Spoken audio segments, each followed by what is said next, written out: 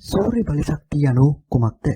සූර්ය බලශක්තිය යනු කුමක්ද යන වීඩියෝ සීරීස් එකේ පළවෙනි වීඩියෝ එක තමයි අද මම මේ ගෙනෙනු ලබන්නේ. පුවස්ත සූර්ය බලාගාරයක් පිළිබඳ අප දැනගත යුතු මූලික කරුණු මොනවාද යන්න අවබෝධයක් ලබා දීම තමයි මේ වීඩියෝ එකේ අරමුණ වන්නේ. එසේනම් මේ වීඩියෝව අවසානයේ තෙක් නරඹන ලෙස ඉල්ලා සිටිනවා.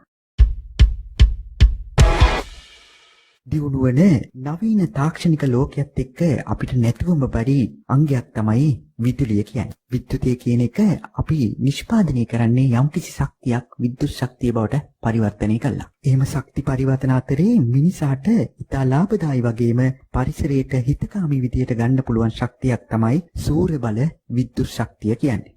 සාමාන්‍යයෙන් අපි ජාතික විදුලි බල පද්ධතියෙන් අපේ නිවසට හෝ අපි වාසය කරන පරිසරයට විදුලිය ලබාගෙන ඒ සඳහා මාසික බිල්පතක් ගෙවීම තමයි අපි සිදු කරන්නේ. නමුත් මේ සූර්ය බල ශක්තිය, ඒ කියන්නේ සෝලර් පවර්, දැන් අපේ ගෙදර තියෙන සෝලර් සිස්ටම් එක මගින් විද්‍යුතය නිෂ්පාදනය කරනවා. විද්‍යුතය නිෂ්පාදනය කරලා ඒ විද්‍යුතය ජාතික විදුලි බල පද්ධතියට ලබා දීමක් සිද්ධ කරනවා. ඒ ලබා දීම වෙනුවෙන් අපිට ජාතික විදුලි බල පද්ධතිය මගින් මුදලක් ගෙවීම සිද්ධ කරනවා. ඒ කියන්නේ සාමාන්‍යයෙන් සිද්ධ කරන්නේ ජාතික විදුලි බල පද්ධතියෙන් අපි විදුලිය ලබා ගැනීම. මේදී සිද්ධ වෙන්නේ ජාතික විදුලි බල පද්ධතියට අපි විදුලිය නිෂ්පාදනය කරලා ලබා දීම. ජාතික විදුලි බල පද්ධතිය අපි හිතන්නකෝ අපිට විදුලිය ලබා දෙන ස්ථානය, ඒ කියන්නේ යූටිලිටි එකකින් සේවාව සපයන්නේ අපි පාරිභෝගිකය විදියට. මෙතන වෙන්නේ යූටිලිටි එක පාරිභෝගිකය වෙලා අපි සේවා සපයන්න වෙන එක. ඇත්තටම සෝලර් ප්ලාන්ට් එකක් තියෙනවා කියලා කියන්නේ අපි විද්‍යුතය නිෂ්පාදනය කරනවා කියන එක. ඒ කියන්නේ මෙහිදී වෙන්නේ අපි විද්‍යුතය නිෂ්පාදනය කරලා අපි හදන යුනිට් ජාතික විදුලි බල පද්ධතියට එක් කරගමින් ඒ සඳහා අපට ජාතික විදුලි බල පද්ධතිය, ඒ කියන්නේ යූටිලිටි එක මගින් මුදල් ගෙවීමක් මෙහිදී සිද්ධ වෙනවා. මම මෙතෙන්දී මූලික වශයෙන්ම ඉස්සෙල්ලා හඳුන්වා දෙන්න බලාපොරොත්තු වෙනවා සූර්ය විදුලි භාවිතය කියන එකේදී ප්‍රායෝගිකව යොදා ගන්න පුළුවන් ක්‍රම දෙකක් ගැන. අංක 1 තමයි off grid solar system. ඒ කියන්නේ කෝෂය තුල විදුලිය ගබඩා කර භාවිතා කිරීම. දෙවෙනි ක්‍රමය තමයි on grid solar system. ඒ කියන්නේ විදුලි හුවමාරු ක්‍රමය. ඒ කියන්නේ ප්‍රධාන පද්ධතියට අපගේ සෝලර් පැනල් එක සම්බන්ධ කරලා ජාතික පද්ධතියේ විදුලිය ලබා දීමක් තමයි මේ on grid solar system එකේදී සිද්ධ වෙන්නේ. දැන් අපි මේ ක්‍රම දෙක එකිනෙකට වෙන් වශයෙන් හඳුනා ගැනීමක් සිද්ධ කරමු. අපි මුලින්ම බලමු off grid solar system එක. ඒ කියන්නේ කෝෂය තුල විදුලිය ගබඩා කර භාවිතා කිරීම කියන ක්‍රමය ගැන. off grid solar කියන්නේ දහවල් කාලයේදී සූර්යාලෝකයෙන් නිපදවෙන විදුලිය විදුලි කෝෂ තුල, ඒ කියන්නේ බැටරි තුල සරල ධාරා, ඒ කියන්නේ DC කරන්ට්, ඩිරෙක්ට් කරන්ට් විදියට විදුලිය ලෙස ගබඩා කරලා තබලා නැවත අවශ්‍ය වූ විට, නැවත අපිට විද්‍යුතය විදියට පාවිච්චි කරන්න අවශ්‍ය වූ විට අර බැටරි වල තියෙන ගබඩා වෙලා තියෙන ඩිරෙක්ට් කරන්ට් එක ඉන්වර්ටර් භාවිතා කරලා ප්‍රත්‍යාවර්ත ධාරා, ඒ කියන්නේ ඕල්ටර්නේටිං කරන්ට්, AC කරන්ට් ලෙස විදුලිය ලෙස පරිවර්තනය කරලා භාවිතයට ගැනීමක් තමයි මෙහිදී සිද්ධ වෙන්නේ. ඒ කියන්නේ මෙහිදී අපිට අවශ්‍ය වෙනවා වියලි කෝෂ, ඒ කියන්නේ බැටරි අවශ්‍ය වෙනවා. ඒ වගේම ඉන්වර්ටර් අවශ්‍ය වෙනවා. මේ ක්‍රමයේ තියෙන ප්‍රධානම අවාසිය වන්නේ විදුලිය ගබඩා කර ගැනීම සඳහා විදුලි කෝෂ අවශ්‍ය වීම. විදුලි ධාරිතාව වැඩි වන විට වැඩි විදුලි කෝෂ ප්‍රමාණයක් භාවිතා කිරීමට සිද්ධ වෙනවා. මේ සඳහා තරමක ඉහළ පිරිවැයක් දැරීමට සිදුවන අතර නඩත්තු කටයුතු වලටද යොමු විය යුතුයි. ඒ කියන්නේ මේ ක්‍රමයේදී වෙන්නේ, ඒ කියන්නේ ජාතික විදුලි බල පද්ධතියත් එක්ක අපේ විදුලි බල පද්ධතිය සම්බන්ධයක් නැහැ. අපි අයිසොලේට් දුවන්නේ. අපි නිපදවන විදුලිය බැටරි තුල ගබඩා කරලා අපිට ඕනි අවස්ථාවේදී ඉන්වර්ටර් පාවිච්චි කරලා අපි ප්‍රත්‍යාවර්ත ධාරාවක් නිර්මාණය කරගෙන පාවිච්චි කිරීමක් තමයි මෙහිදී සිද්ධ වෙන්නේ. මේදී මම off grid solar system කියන එක ගැන වැඩිදුර විස්තර කිරීමට බලාපොරොත්තු වෙන්නේ නැහැ මේ වීඩියෝ එකේදී. අපි ප්‍රධාන වශයෙන්ම බලාපොරොත්තු වෙන්නේ on grid solar system එක ගැන හඳුන්වා දීමට. ඒ කියන්නේ on grid solar system එකේදී කරන්නේ දහවල් කාලයේදී සූර්යාලෝකයෙන් නිපද වෙන සරල ධාරා DC කරන්ට් විදුලිය බැටරි තුල ගබඩා කරන්නේ නැතිව ඉන්වර්ටර් එක හරහා ප්‍රත්‍යාවර්ත විදුලිය බවට පත් කර කෙලින්ම භාවිතයට ගැනීම. යම් ලෙසකින් අතිරික්ත විදුලිය නිපදුවේ නම් එම විදුලිය ජාතික පද්ධතිය වෙත ලබා දීමට හැකියාවක් ඇත. ඒ කියන්නේ මේ ක්‍රමයේදී අපි කෙලින්ම කරන්නේ අපි හදන සෝලර් එක පාවිච්චි කරලා අපි හදන ඩිරෙක්ට් කරන්ට් එක කෙලින්ම ඉන්වර්ටර් එක පාවිච්චි කරලා ඕල්ටර්නේටිං කරන්ට් එකක් වලට පරිවර්තනය කරලා භාවිතයට ගැනීමක් තමයි සිද්ධ කරන්නේ. එතකොට අපි කොටසක් අපිට අවශ්‍ය විදුලියත් මෙතනින් පාවිච්චි කරලා අතිරික්ත විදුලි ප්‍රමාණය ජාතික විදුලි බල පද්ධතියට එකතු කර ගැනීම සිද්ධ කරනවා. කාටකට මෙම ක්‍රමය සඳහා විදුලි කෝෂ සඳහා දැරීමට සිදුවන පිරිවැය මුළුමනින්ම අඩු කර ගැනීමට අවස්ථාව උදා වේ. තවද විදුලි කෝෂ නඩත්තු කිරීමේ කටයුත්තක් සිදු කිරීමට අවශ්‍ය වෙන්නේ නැහැ. මේ ක්‍රමයේදී විශේෂ විදුලි මීටරයක් පාවිච්චි කරනවා. එමගින් ප්‍රධාන පද්ධතියට අපි ලබා දෙන විද්‍යුත් ප්‍රමාණය සහ ප්‍රධාන පද්ධතියෙන් අපි ලබා ගන්නා විදුලි ප්‍රමාණය. ඒ කියන්නේ ප්‍රධාන පද්ධතියට අපි විදුලිය ලබා දෙනවා කියන්නේ අපි අපනයනය කිරීමක්. ඒ කියන්නේ එක්ස්පෝර්ට් කිරීමක් සිද්ධ කරනවා. ප්‍රධාන පද්ධතියෙන් අපි විදුලිය ලබා ගැනීමක් කියන්නේ අපි ආනයනය කිරීමක්, ඉම්පෝර්ට් කිරීමක් සිද්ධ කරනවා. අන්නේ දෙකම සටහන් කරගන්න පුළුවන් මීටරයක් තමයි අපි මේ ක්‍රමයේදී පාවිච්චි කරන්නේ. මෙම ඔන්-ග්‍රිඩ් ක්‍රමයට දිගු ආයු කාලයක් පවතින අතර නඩත්තුව අවම වේ. තව එකක් මේ ඔන්-ග්‍රිඩ් ක්‍රමයේ වේවා ඕෆ්-ග්‍රිඩ් ක්‍රමයේදී වේවා අපි ඉන්වර්ටර් කියන එක පාවිච්චි කරනවා. දැන් මෙතනදී අපි කතා කරන්නේ ඔන්-ග්‍රිඩ් ක්‍රමයේදී. ඔන්-ග්‍රිඩ් සෝලර් සිස්ටම් එකේදී ඉන්වර්ටරෙන් AC අවුට්පුට් එකක් දෙන්න නම් අපේ අවුට්පුට් වලට අපේ විදුලි සැපයුමට සම්බන්ධ කර තිබීම අනිවාර්ය වෙනවා. සරලව කිව්වොත් ජාතික විදුලි බල පද්ධතිය, ඒ කියන්නේ යූටිලිටි එක දෙන විදුලිය ඩිස්කනෙක්ට් වුණොත් ග්‍රිඩ් එකට දෙන විදුලියත් නවතිනවා. ඒ කියන්නේ අපේ නිවසට විදුලිය ලබා දෙන ජාතික විදුලි බල පද්ධතියේ යම්කිසි දෝෂයක් ඉඳලා අපේ නිවසට විදුලිය ලැබීම නතර වුණොත්, ඒ කියන්නේ අපිට ලයිට් නැතුව ගියොත් අන්නේ අවස්ථාවේදී අපේ සෝලර් එක ඔන්-ග්‍රිඩ් සෝලර් සිස්ටම් එකේදී අපේ සෝලර් එක ක්‍රියාත්මක වෙන්නේ නැහැ.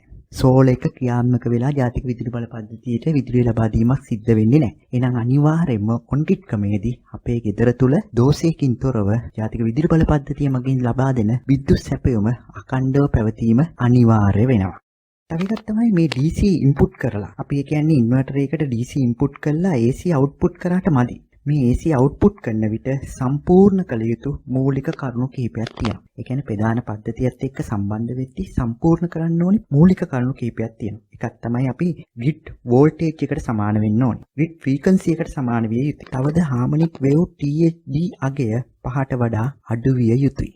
දැන් අපි බලමු ගෘහස්ත සූර්ය බලාගාරයකින් අපි අපේක්ෂා කරන්නේ කුමක්ද? දැන් මම මෙතෙන් දැන් කතා කරන්නේ ඔන්-ග්‍රිඩ් සෝලර් සිස්ටම් එක. ඒ කියන්නේ ජාතික විදුලි බල පද්ධතියත් එක්ක සම්බන්ධ වෙන සෝලර් සිස්ටම් එකක් ගැන. අපේ ගෙදර තියෙන විදුලි සැපයුම සමහරට ගෘහස්ත එකක් වෙන්න පුළුවන්, ව්‍යාපාරික එකක් වෙන්න පුළුවන්. කිසියම් හෝ අරමුණක් වෙනුවෙන් අපි විදුලිය පාවිච්චි කරනවා වෙන්න පුළුවන්.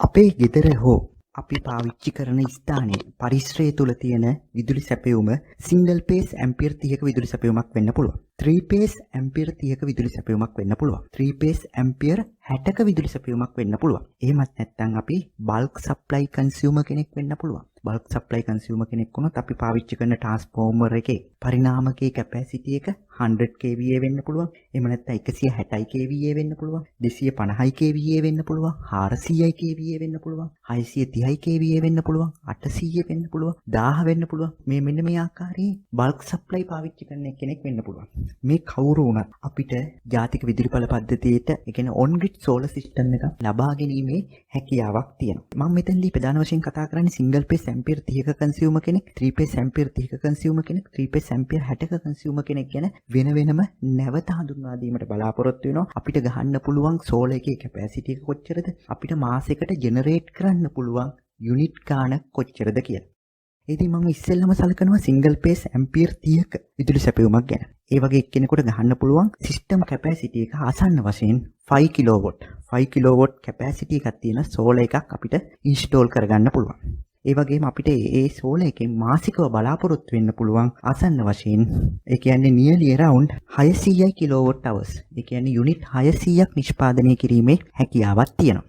3 ෆේස් ඇම්පියර් 30ක විදුලි සැපයුමක් පාවිච්චි කරනවා නම් අපිට ඉන්ස්ටෝල් කරන්න පුළුවන් සිස්ටම් එකේ කැපැසිටි එක ආසන්න උපරිමයකට ගත්තොත් එහෙම 20 කිලෝවොට් වෙනවා. ඒ වගේ සෝලර් එකකින් අපිට මාසෙකට ජෙනරේට් කරන්න පුළුවන් යුනිට් ගාන ආසන්න වශයෙන් nearly around 2400යි. යුනිට් 2400ක් නිෂ්පාදනය කිරීමේ හැකියාවක් තියෙනවා. ඒ වගේම අපේ පාවිච්චි වන පරිසරය තුල තියෙන විදුලි සැපයුම 3 ෆේස් ඇම්පියර් 60ක් වෙන්න පුළුවන්. ඒ විදිහේ අපිට ආසන්න වශයෙන් ඉන්ස්ටෝල් කරන්න පුළුවන් උපරිම කැපැසිටි එක 40 කිලෝවොට් අගයක තියෙන සෝලර් එකක් ඉන්ස්ටෝල් කිරීමේ හැකියාවක් තියෙනවා. ඒ වගේම අපිට මේ සෝලර් එකෙන් මාසිකව ජෙනරේට් කරන්න පුළුවන් යුනිට් ගාන 4800කට ආසන්න අගයක් නිෂ්පාදනය කිරීමේ හැකියාවක් තියෙනවා. මේ ඔක්කොම අගයන් මම කිව්වේ ආසන්න වශයෙන් ඔබට තේරුම් ගැනීමේ පහසුව සහ මතකයේ රඳවා ගැනීමේ පහසුව සඳහා මම මේ අගයන් මෙහිදී ඉදිරිපත් කිරීම සිද්ධ කරනු ලැබුවේ. එහෙනම් අපි දැන් බලමු on grid solar system එක. off grid solar system එක නෙමෙයි on grid solar system එකේ අපේ වළංගු විදුලි ගිණුමක් තියෙන. අපි ජාතික විදුලි බල පද්ධතියට monthly payment එකක් කරන වළංගු විදුලි ගිණුමක් තියෙන ඕනෑම ගෘහ හෝ නැත්නම් වෙන යම් පරිශ්‍රයකට සූර්ය පද්ධතිය හරහා නිපදවන විදුලිය ජාතික විදුලි බල පද්ධතියට අපනයනය කළ හැකි ප්‍රධාන ක්‍රම 3ක් තියෙනවා. යෝජනා කරලා තියෙනවා ප්‍රධාන ක්‍රම 3ක්. එකක් තමයි net metering, අනිත් එක net accounting, අනිත් එක net plus. ඒ කියන්නේ මෙන්න මේ net metering කියන්නේ මොකද්ද? net accounting කියන්නේ මොකද්ද? net plus කියන්නේ මොකද්ද? එහෙනම් මෙන්න මේ ක්‍රම තුනම පාවිච්චි වෙනවා. අර කියපු single phase ampere 30 කට්ටිය, 3 phase ampere 30 consumersලා, 3 phase ampere 60 consumersලා, ඒ වගේම bulk supply consumersලාට මෙන්න මේ ක්‍රම තුනෙන් තමන් කැමති ක්‍රමයකට ජාතික විදුලි බල පද්ධතියත් එක්ක තමන්ගේ solar panel එක සම්බන්ධ කරගැනීමේ හැකියාවක් පවතිනවා. ඒකේ තව එකක් තමයි මම අර කිව්ව net metering, net accounting, net plus කියන ක්‍රම තුන වගේම මෙන්න මේ කියන යෝජනා ක්‍රම තුන ප්‍රධාන කොටස් දෙකකට බෙදෙනවා. මේකේ එක ක්‍රමයක් තියෙනවා. මේකෙන් පළවෙනි ක්‍රමය මම ඉස්සෙල්ලම පාවිච්චි කරන ක්‍රමය තමයි එකක් තමයි ඔබගේ නිවසට සූර්ය බල ශක්ති පැනලයක් තිබීමට හේතු දෙකක් තියෙන්න පුළුවන්. එකක් තමයි ඔබේ මාසික පාරිභෝජනයට ගැළපෙන පරිදි විදුලිය නිපදවන්න. කියන්නේ මේ පළවෙනි ක්‍රමයේදී මම කියන්නේ යුනිට් එක ගැන විතරයි. ආදායමක් ලැබෙන්නේ නැහැ. මුදල් ගනුදෙනුවක් සිද්ධ වෙන්නේ නැහැ. ඒ කියන්නේ මේ ක්‍රමයට අයිති වෙන්නේ අර මම කිව්ව යෝජනා ක්‍රම තුනේ net metering කියන ක්‍රමය විතරයි. ඒ කියන්නේ මෙහිදී මාසික පාරිභෝජනයට ගැළපෙන පරිදි තමයි විදුලිය නිපදවන්නේ. මේ ක්‍රමය තවදුරටත් මම ඉස්සරහදී net metering කියන ක්‍රමය පැහැදිලි කිරීමේදී ඔබට මේ ක්‍රමය තවත් වඩා සරලව පැහැදිලි වනු ඇතයි විශ්වාස කරනවා. මම දෙවැනියට මේ කියන ක්‍රම යෝජනා ක්‍රම තුනෙන් ඒ කියන්නේ පළවෙනි ක්‍රමය අයිති වෙන්නේ ඔබේ මාසික පාරිභෝජනයට ගැළපෙන පරිදි විදුලිය නිපදවන්න කියන කොටසට. දෙවැනි ක්‍රම දෙක. ඒ කියන්නේ මම අර සඳහන් කර net accounting සහ net plus කියන ක්‍රම දෙක අයිති වෙනවා ආදායමක් ලබා ගැනීමේ අපේක්ෂාවෙන් සූර්ය බල ශක්තිය නිපදවනවා.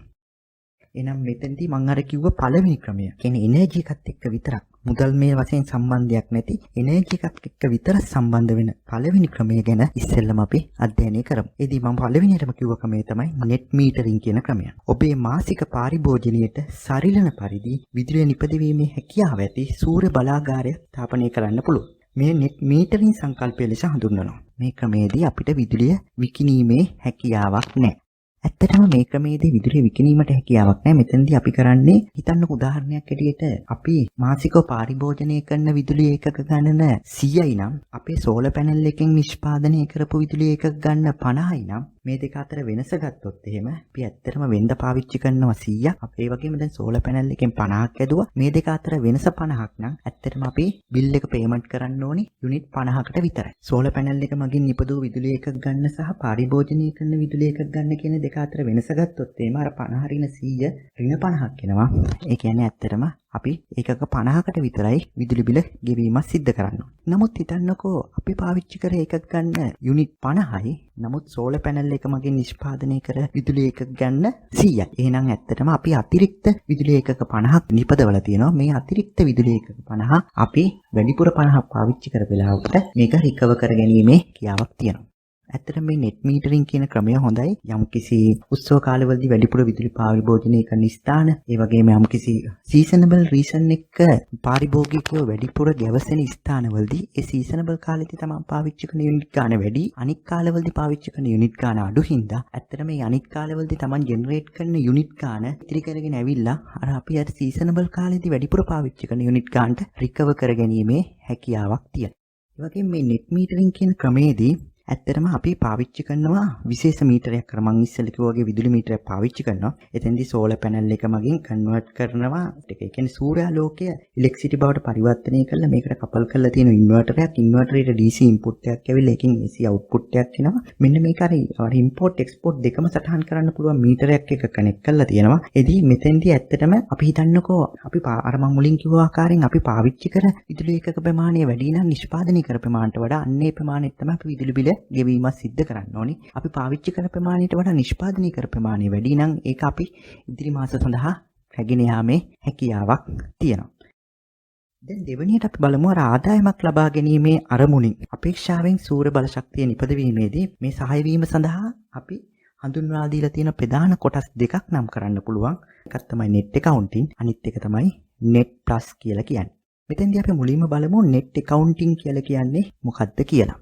net accounting වලදී හිතන්නකෝ අපි පාවිච්චි කරපු මාසිකව පාවිච්චි කරපු යුනිට් ගාන යුනිට් 50යි නම් අපි ජෙනරේට් කරපු යුනිට් ගාන යුනිට් 100යි නම් මේ දෙක අතර වෙනස යුනිට් 50යි. අර ඉස්සෙල්ල ක්‍රමෙමයි. net metering ක්‍රමෙම යුනිට් 50ක වෙනසක් තියෙනවා. වැඩිපුර අතිරික්ත යුනිට් 50ක් නිෂ්පාදනය කළා තියෙනවා. මෙතෙන්දී අපි අතිරික්ත යුනිට් 50 net metering එකේදී අපි ඉදිරියට ගෙන ගියා. නමුත් මේ ක්‍රමයේදී අපිට ඒකට ජාතික විදුලි බල පද්ධතිය, ඒ කියන්නේ යුටිලිටි එක මගින් මුදල් ගෙවීමක් සිද්ධ කරනවා. ඉතින් net metering කියන ක්‍රමයේදී අපි හිතන්නකෝ අපි හදුවා යුනිට් 50ක් අපි පරිභෝජනය කරා යුනිට් 100ක්. එතකොට අපි වැඩිපුර යුනිට් 50ක් පාවිච්චි කරලා ඒකට බිල ගෙවීමක් සිද්ධ කරා. මෙතෙන්දිත් ඒ විදිහටම වැඩිපුර යුනිට් 50ක් පාවිච්චි කරා නම් ඒකට අපි ආයේ මුදල් මේ වශයෙන් බිල ගෙවීමක් සිද්ධ කිරීමක් කරනවා. එතකොට මේ ක්‍රම දෙකේදීම ෆිසිකලි සැකස්ම ගත්තොත් අපි හිතන්නකො යම් කිසි කන්සියුමර් කෙනෙක් ඉන්නවා net metering, තව කන්සියුමර් කෙනෙක් ඉන්නවා net accounting. එහෙනම් මේ කන්සියුමර්ස්ලා දෙන්නගෙම ගෙදර ගිහිල්ලා අපි බැලුවොත් එක මීටරය හයි කරලා තියෙනවා. මේ මීටරය අර විශේෂිත import export දෙකම සටහන් කරන්න පුළුවන් මීටරයක්. ෆිසිකලි බැත්තම ඩයග්‍රෑම් දෙකේ වෙනසක් නැහැ. එහෙනම් ඇත්තටම මේ net accounting කියන එකේදී අපි import කරන ප්‍රමාණයට වඩා export කරන ප්‍රමාණය වැඩි නම් අපිට ගෙවීමක් utility එකකින් සිද්ධ කරනවා. import කරන ප්‍රමාණයට වඩා export කරන ප්‍රමාණය අඩුයි නම් අපි utility එකට ගෙවීමක් bill payment එකක් සිද්ධ කිරීමට සිදු වෙනවා.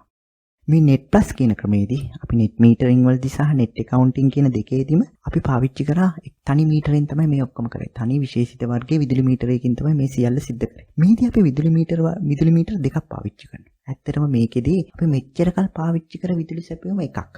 ඒකට අපි මාසික බිල්පත සාමාන්‍ය විදිහටම යුටිලිටි එකට ගෙවාගෙන යෑමක් සිද්ධ කරනවා. ඒ වගේම අපේ සෝලර් පැනල් එක මගින් නිෂ්පාදනය කරන විද්‍යුතය සඳහා යුටිලිටි එක මගින් සිදු කරන පේමන්ට් එක වෙනම මීටරයක් කරහා සිදු කිරීමක් සිද්ධ වෙනවා. ඒ කියන්නේ ඇත්තටම එදී ඉම්පෝර්ට් එක සහ එක්ස්පෝර්ට් එක එකිනෙකට ස්වායත්තයි. එකිනෙකට බැඳී පැවතීමක් මෙහෙම සිද්ධ වෙන්නේ නැහැ. ඒ කියන්නේ net plus වල තියෙන සැකස්ම තමයි මේ රූප සටහනේ දැක්වෙන්නේ. ඉතින් 1 මීටරයක් තියෙනවා කියන්නේ අපිට බිල එන මීටරේ සාමාන්‍ය පරිදිම තියෙනවා. ඒකත් එක්කම පෝට් මීටරයත් වෙනම සම්බන්ධ කරලා තියෙනවා. මේ රූප සටහන පැහැදිලිව නිරීක්ෂණය කිරීමේදී ඔබට මේ தත්ත්වය හඳුනා ගැනීමට පුළුවන්. net plus ක්‍රමයේදී පරිභෝජනය කළ විදුලි එකක සඳහා බිල අප විසින්ම වෙනමම ගෙවිය යුතුයි. සෝලර් මගින් නිපදවන විදුලි එකක සඳහා ජාතික විදුලි බල පද්ධතිය මගින් අපිට මුදල් ගෙවීමක් සිද්ධ කරනවා. එහෙනම් අපි මෙතෙන්දී on grid solar system එකේ අපිට යෝජනා කරලා තියෙන ප්‍රධාන ක්‍රම තුන ගැන තමයි හඳුනා ගැනීම සිද්ධ කරේ. එකක් තමයි net metering, අනික net accounting, අනික net plus. ඒදී net metering වලදී අතිරික්ත විදුලි ඒකක ගණන ඉදිරියට ගෙන යාමක් සිද්ධ කරනවා. net accounting වලදී අතිරික්ත විදුලි ඒකක ගන්නට මුදලින් ගෙවීමක් සිද්ධ කරනවා. net plus වලදී අපි අපේ බිල වෙනමම ගෙවන්න ඕනේ. සෝලර් සඳහා අපට වෙනමම ගෙවනු ලබනවා. ඒ වගේම ඔබගේ තේරුම් ගැනීමේ සහ මතකයේ රඳවා ගැනීමේ පහසුව සඳහා net metering සහ net accounting වල දෙකේදීම පාවිච්චි වන ක්‍රම දෙක වෙනස් වුණාට electrical layout එක වගේ අන්න electrical layout එක install කරලා තියෙන විදිහේ diagram එකක් මෙතනදී දක්නට ලැබෙනවා. ඒ වගේම net plus වලදී මීටර දෙකක් පාවිච්චි කරනවා. එතනදී electrical layout එක electrical layout for net plus installation සඳහා diagram එක මේදී මම වෙනමම දක්වලා තියෙනවා. එහෙනම් මේ වීඩියෝ එක නැරඹීම මගින් ඔබට යම් කිසි දැනුමක් අවබෝධයක් ලැබුණා නම් ඒ අනිත් අයට දැන ගැනීම සඳහා අපගේ channel එක subscribe කරලා like කරලා comment කරලා share කරන්න. Thank you.